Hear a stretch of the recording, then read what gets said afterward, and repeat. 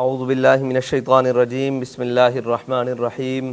الحمدللہ رب العالمین والصلاة والسلام علی سید الانبیاء والمرسلین۔ میں تمام عاشقان مصطفیٰ صلی اللہ علیہ وسلم سے مخاطب ہوں۔ جیسا کہ پوری قوم کے علم میں ہے کہ حکومت پاکستان کے اعلیٰ ذمہ داران نے تحریک لبیک پاکستان کے مرکزی امیر قبلہ امیر المجاہدین رحمۃ اللہ تعالیٰ علیہ کی حیات مبارکہ میں 16 نومبر 2020 کو فرانسیسی سفیر کو ملک بدر کرنے کا ایک معاہدہ کیا۔ اس معاہدے کی تکمیل کے لیے دوبارہ 2 ماہ کا مزید وقت 20 اپریل تک مانگا گیا، جس کا باقاعدہ اعلان وزیر اعظم پاکستان نے پوری قوم کے سامنے میڈیا پر کیا۔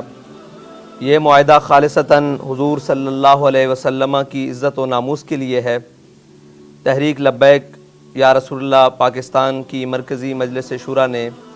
اتفاق رائے سے فیصلہ کیا ہے کہ 20 اپریل بروز منگل تک اگر حکومت پاکستان نے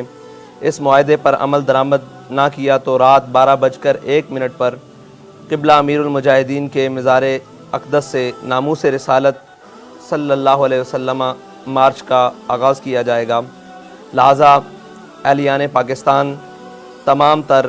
وابستگیوں سے بالا تر ہو کر خالصتاً حضور سید عالم صلی اللہ علیہ وسلم کی عزت و ناموس کے لیے میدان عمل میں آئیں اور اپنے آقا کریم صلی اللہ علیہ وسلم کے سامنے سرخرو ہوں۔